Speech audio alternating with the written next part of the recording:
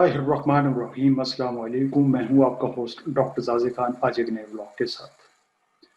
P T M کا مینار پاکستان پر جو جلسہ جو بظاہر ناکامی سے دوچار ہوا، اس پر کچھ اپنی گزارشات پیش کرنا تھی، اور میں اس بات کا منتظر تھا کہ اس جلسے کا اور اس کے بعد پیدا ہونے والے جو اس کے اثرات تھے ان کا تفصیل سے جائزہ لوں، کیونکہ بظاہر یہ دکھائی دے رہا ہے کہ جو پی ڈی ایم کی تحریک ہے وہ اپنی ناکامی کی جانب بڑھتی چلی جا رہی ہے۔ جو اس کا ایک پیس تھا، اس کی جو رفتار تھی اور اس کا جو جوش تھا، وہ دھیما پڑتا چلا جا رہا ہے، اور یوں دکھائی دیتا ہے کہ جنوری میں جو ان کا اعلان شدہ اقدام ہے، جس کا مقصد اسلام آباد پر چڑھائی کرنا ہے، ایک مارچ کا آغاز کرنا ہے، اس میں کوئی دم خم باقی نہیں دکھائی دے رہا۔ میں یہ بھی سمجھتا ہوں کہ عمران خان کی جو حکومت ہے وہ ان مظاہروں اور اس احتجاجی تحریک کے باوجود اپنے 5 سال مکمل کرے گی۔ اس کی کیا وجوہات ہیں یا وہ کون سے عوامل ہیں جو اسے اپنی مدت پوری کرنے میں اس کے ممد و معاون ثابت ہوں گے، اس کا جائزہ ہم بعد میں لیں گے۔ لیکن میں اس بات کا حامی ہوں کہ کوئی بھی جمہوری حکومت ہو، چاہے وہ پی ٹی آئی کی ہو یا کوئی دوسری سیاسی جماعت ہو، اسے جب عوام نے اس بات کا مینڈیٹ دے دیا کہ وہ اپنی جو آئینی اس کا وقت ہے وہ اسے پارلیمنٹ میں پورا کرنا چاہیے، جب تک وہ حکومت یا وہ حکمران کو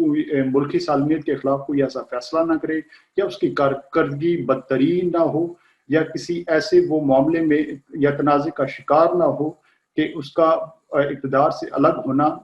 ناگزیر ہو جائے۔ بصورت دیگر جو کسی بھی اگر پارٹی کی گورنمنٹ بنے تو اسے اپنے 5 سال پورے کرنے چاہیے، تاکہ اس بات میں پھر عوام کو آسانی ہو کہ اس حکومت نے اپنے منشور میں جو دعوے وعدے عوام سے کیے تھے، آیا وہ انہیں پورا کرنے میں کامیاب رہی یا نہیں، اور کسی تیسری قوت پر وہ پھر اپنی ناکامی کا ملبہ بھی نہ ڈال سکے۔ تو اس معاملے میں عوام کو تاکہ آسانی رہے کہ اگلے انتخابات میں پھر وہ پی ٹی آئی کو دوسری جو 2 حکومتیں اسے گزشتہ ادوار میں گزر چکی ان کے ساتھ آسانی سے وہ کمپیئر کر سکیں، اور پھر اسی کارکردگی کی بنیاد پر پھر اگلے انتخابات میں انہیں اس بات میں آسانی ہو کہ وہ کس پارٹی کو ووٹ دیں۔ لیکن آج اس موضوع پر بات نہیں ہوگی۔ آج کا بلاگ جو ہے وہ اس سلسلے میں اہم ہے کہ آج وزیر اعظم نے سینٹ الیکشن میں جس بات کی طرف اشارہ کیا ہے، چونکہ سینٹ الیکشن میں جو ممبران اپنی میعاد پوری کر چکے ہیں ان میں سے 60% وہ ریٹائرڈ ہوں گے مارچ میں، یعنی وہ ان کا وقت پورا ہو رہا ہے، اور 2021 کے مارچ میں نئے انتخابات ہوں گے جس کے ذریعے نئے اراکین ان کا انتخاب ہوگا۔ اب وزیر اعظم نے اس سلسلے میں ایک تجویز پیش کی ہے کہ بظاہر خفیہ جو رائے شماری ہوتی ہے اس کی بجائے شو آف ہینڈز ہو، یعنی کہ ہاتھ کے ذریعے وہیں پر اس بات اٹھا کر اس بات کا فیصلہ کیا جائے کہ کون سا امیدوار کس نئے آنے والے امیدوار کے حق میں یا رکنی اسمبلی کسی امیدوار کے حق میں ووٹ دینا چاہتا ہے، تاکہ اس سلسلے میں جو بدعنوانی ہوتی رہی یا جو روپے پیسے کا کھیل جاری رہا، ہارس ٹریڈنگ ہوتی رہی، فلور کراسنگ ہوتی رہی، یا اپنی پارٹی کی جو ان کا حلف تھا اس کی خلاف ورزی ہوتی رہی، اس بات کو روکا جا سکے۔ اور یہ ایک انتہائی مثبت اور ایک اچھی تجویز پیش کی گئی وزیر اعظم کی جانب سے۔ آپ کو یاد ہوگا کہ جب وہ اقتدار میں نہیں تھے اور ان کا جو اقتدار تھا وہ صرف صوبائی اسمبلی کی حد تک تھا کے پی میں، تو ان کے 20 اراکین پی ٹی آئی کے وہ فلور کراسنگ میں پائے گئے، اور پھر انہیں ایک انتہائی دلیرانہ اقدام کے ذریعے عمران خان نے انہیں پارٹی سے بے دخل کیا تھا اور ان کے نام لے کر عوام کو بتایا تھا کہ یہ 20 امیدوار وہ فلور کراسنگ میں ملوث پائے گئے۔ اب چونکہ یہ خود مرکزی اقتدار میں ہیں تو اس بات کی کوشش کریں گے کہ اپنے جس اقدام کی مخالفت کرتے رہے اب اس کا کھل کر وہ تجویز پیش کریں، اور تاکہ باقی جماعتیں بھی اس کی پیروی کریں، اور یہ مسئلہ جس کا الزام اسٹبلیشمنت پر در پردہ لگایا جاتا ہے اس کی روک تھام کی جا سکے۔ اب وزیر اعظم کی اس تجویز سے انہوں نے وہ انگریزی میں ایک کہاوت ہے کہ kill 2 birds with 1 stone، کہ ایک ہی پتھر سے 2 پرندوں کا شکار، یعنی کہ یہ جو بال انہوں نے اپوزیشن کی کورٹ میں پھینک دی ہے، اب ان سے ان کے 2 مقاصد پورے ہوں گے۔ پہلا مقصد یہ ہوگا کہ چونکہ اپوزیشن نے اس بات کا اعلان کیا ہے کہ وہ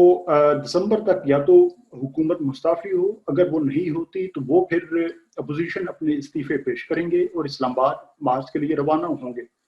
تو وزیر اعظم نے اس اعلان سے ان کے اس دعوے میں جو ایک ہوا بری تھی ان کے وہ غبارے سے نکال دی کہ اگر اپوزیشن استعفے دے گی تو پھر تو جتنے ممبران ہیں وہ لامحالہ پی ٹی آئی کے ہی منتخب ہوں گے.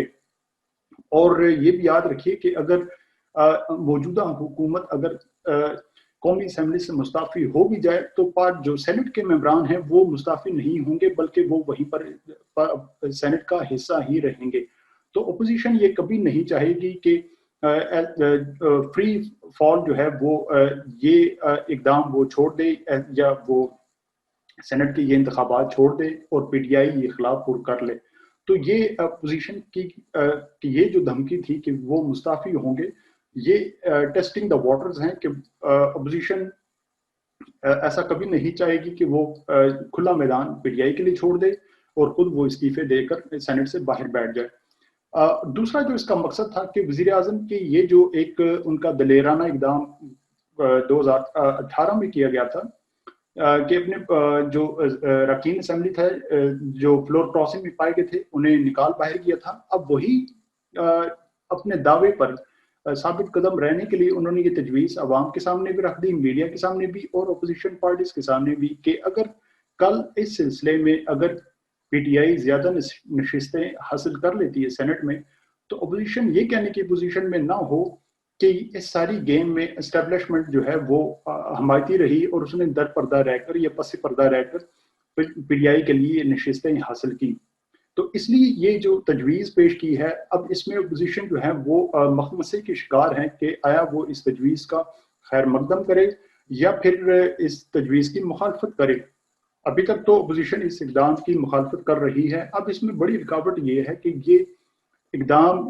یعنی شو آف ہینڈز یہ آئین میں تبدیل کیے بغیر نہیں ہو سکتا اس لیے کہ اس اقدام کی آئین میں کوئی گنجائش نہیں، اس میں ممانعت ہے. لیکن آئین کوئی پرانی صحیفہ یا نہیں یا کوئی ایسی کوئی مقدس چیز ایسی چیز نہیں کہ جس میں تبدیلی نہ لائی جا سکے. اگر اراکین اسمبلی یا اپوزیشن اور حکومت یہ سمجھتی ہے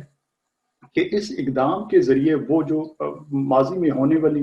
جو کرپشن تھی، بدعنوانی تھی، فلور کراسنگ تھی، اگر اسے روکا جا سکتا ہے تو کیوں نہ پھر پارٹی اپوزیشن اور حکومت حزب اختلاف حزب اقتدار دونوں مل بیٹھ کر اس آئینی ترمیم پر کام کریں اور اس کرپشن کے اس دروازے کو بند کیا جا سکے. تو اپوزیشن وزیر اعظم نے بظاہر اس آپشن سے اور اس آفر سے دو طرفہ انہوں نے اپنے حق میں یہ گیم کھیلی ہے. اب دیکھتے ہیں کہ مستقبل میں اپوزیشن اس کا ریئیکشن کیا رہتا ہے. اپوزیشن کا مسئلہ یہ ہے کہ ان کی جو سینئر قیادت ہے وہ اب نوخیز جو جمہوریے ہیں اب ان کے پیچھے دستہ کھڑی رہتی ہے. اب ایسی نوخیز قیادت ہے کہ جنہیں نہ سیاست کا تجربہ ہے، نہ ان کی کوئی پروفائل ہے، نہ انہیں کوئی سیاست کا کچھ علم ہے. صرف اگر دوڑ ہے یا کسی چیز کی خواہش ہے تو وہ اقتدار تک رسائی کی ہے. تو اب دیکھیے اگر نوخیز جو ہیں جو جمہوریے جو اس میں گھریلو پارٹی جو سربراہ ہیں پارٹیوں کے، اگر ان کی جو رائے ہے وہ اگر ہر درمی پر قائم رہتی ہے تو یقیناً پھر شو آف ہینڈز کا یہ آپشن جو ہے اس پر سنجیدگی سے غور نہیں ہوگا. لیکن اگر اپوزیشن پارٹیز کے جو سینئر سنجیدہ جو سیاستدان ہیں اگر انہوں نے اس پر سنجیدہ ہو کر غور کیا اور اس کے جو اثرات ہیں اگر ان پر غور کیا تو یقیناً اس میں یہ ہو سکتا ہے کہ اپوزیشن جو ہے وہ حکومت کے اس مطالبے پر یا اس آفر پر سنجیدگی سے غور کرے اور شاید عمل کی کوئی صورت بھی نکل آئے. باقی معاملات پر انشاءاللہ کل آپ سے پھر گفتگو ہو.